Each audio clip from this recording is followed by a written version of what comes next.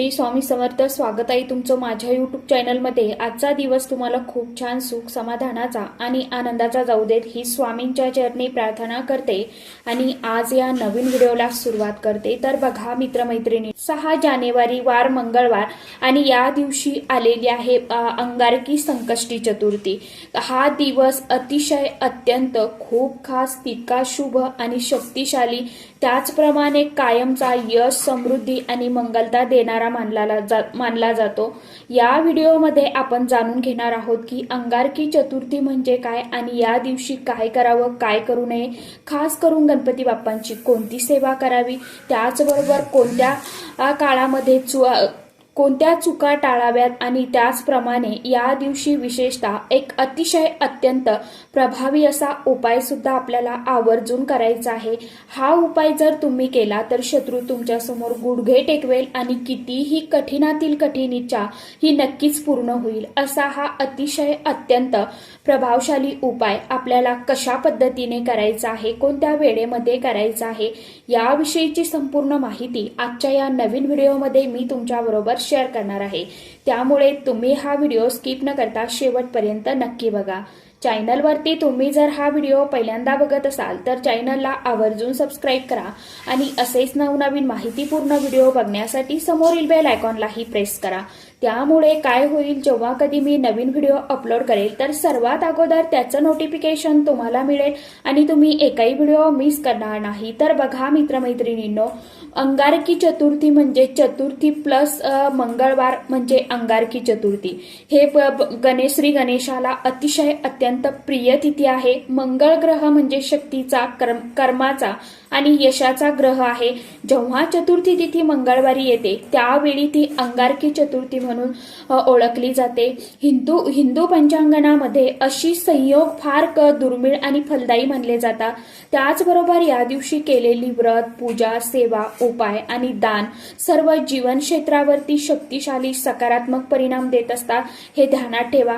पाताळातील ग्रह परिणाम, पूर्वजांच्या आशीर्वादाचा प्रभाव आणि घरातील नकारात्मक ऊर्जा या सर्व गोष्टी याच दिवशी उत्तम फल देत असतात. 6 डिसेंबर 2026 अंगारकी चतुर्थी ही वर्षातील पहिली संकष्टी चतुर्थी असणार आहे. संपूर्ण वर्षातील सर्वात शुभ दिवस असणार आहे तो म्हणजे मंगळवार असल्यामुळे दुहेरी फळ आपल्याला मिळते. दैनंदिन जीवनातील अडथळे, अडचणी नष्ट करणारा हा दिवस अतिशय अत्यंत खूप खास आहे. घरात समृद्धी, शांती, यश आणणारा हा दिवस आहे. ज्यांनी 6 डिसेंबर 2026 रोजी भगवान श्री गणेशांची उपासना केली त्याचे जीवन, व्यवसाय, नोकरी, शिक्षण, आरोग्य हे सर्व क्षेत्र सकारात्मक बदल घडवून आणू शकतात.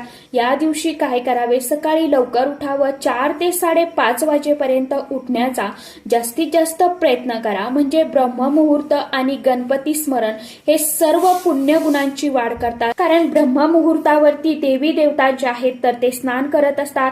म्हणून नकारात्मक ऊर्जा जी आहे तर ती दूर होत असते आणि एक सकारात्मक ऊर्जा आपल्या मनामध्ये, शरीरामध्ये प्रभाव टाकत असते. म्हणून आपल्याला ब्रह्ममुहूर्तावरती शक्य असेल तर स्नान करायचं आहे. स्नान करत असताना आपल्याला ओम गणपतये नमः या मंत्राचं पठण करू शकता. बाप्पांची त्यानंतर आपल्याला स्वच्छ वस्त्र परिधान करायचे आणि त्यानंतर आपल्याला विधिवत आपली रोजची जी काय नित्य देवपूजा आहे तर ती करायची आहे. एक तामण घ्यायचं आहे. तामणामध्ये बाप्पांची मूर्ती आपल्याला ठेवायची आहे. बाप्पांच्या मूर्तीवरती अभिषेक करायचा आहे. अभिषेक करत असताना गणपती अथर्व शीर्षम किंवा ओम गणपतये नमः या मंत्राचा जप करत त्यानंतर आपल्याला गणपती बाप्पांना स्वच्छ आंघोळ घालून स्वच्छ पुसून देवघरामध्ये स्थापन करायचं आहे आणि यानंतर गणपती बाप्पांना हळदी, कुंकू, अक्षदा, लाल फूल अर्पण करायचं आहे. दुर्वा अर्पण करायचा आहे. 11 फळं जर शक्य असेल तर आवर्जून अर्पण करा. नारळ अर्पण करा. गुळ खोबऱ्याचा नैवेद्य अर्पण करा किंवा मग मोदकाचा नैवेद्य अर्पण करा. सर्व भगवान श्री गणेशाला भावनेने द्या.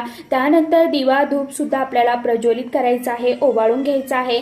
दीप जर शक्य असेल तर आपल्याला तुपाचा लावायचा लावायचा आहे, नाहीतर मग तेलाचा लावला तरी देखील चालणार आहे।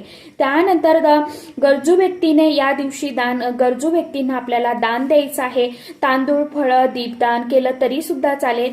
दान केल्याने घरात समृद्धी वाढते। या दिवशी टाळायच्या चुका आपल्याला कोणत्या चुका टाळायच्या आहे बघा।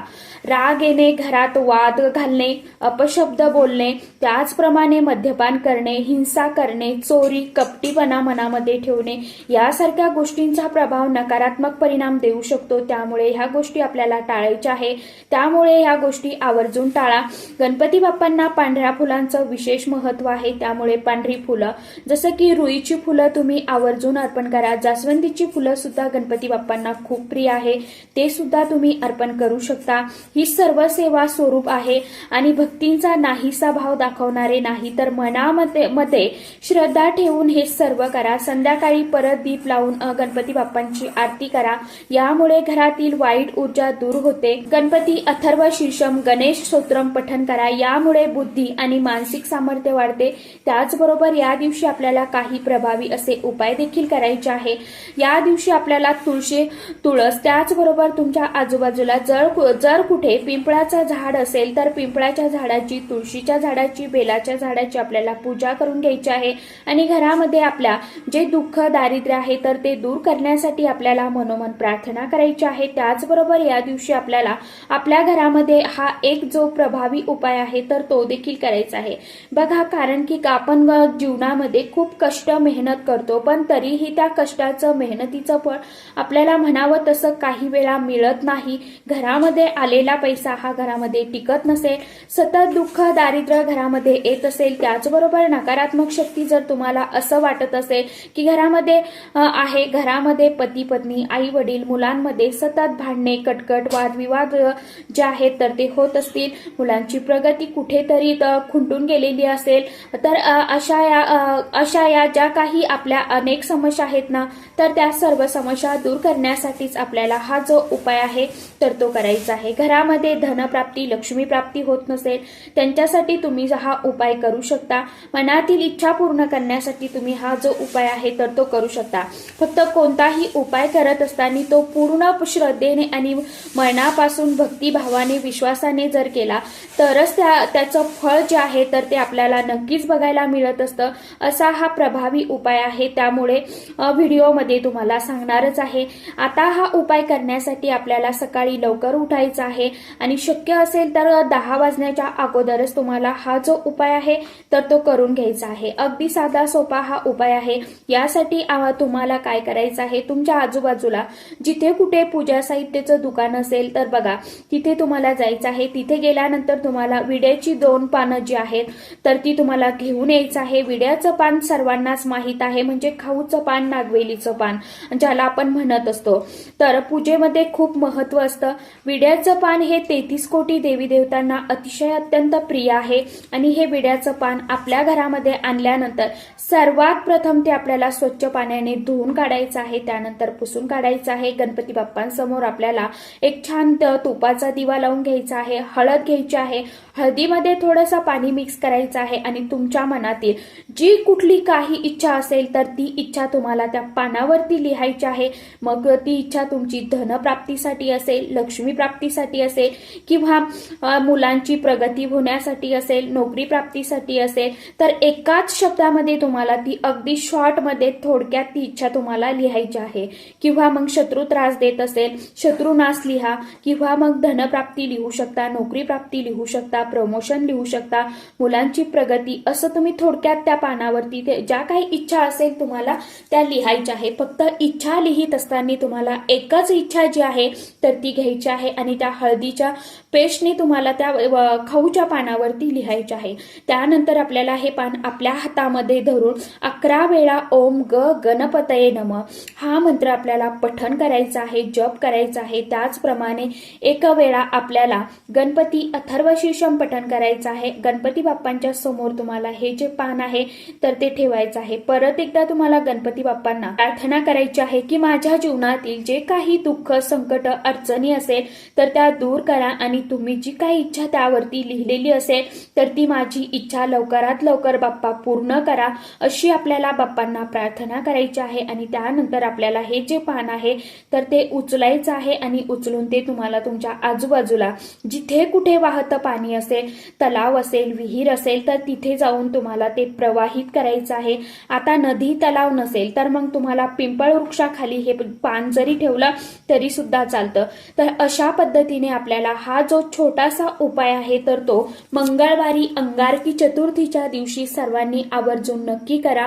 फक्त एकच कळकळीचं सांगणं आहे, ज्यांची श्रद्धा आहे, उपायांवरती विश्वास आहे देवांवरती, त्यांनी उपाय करा.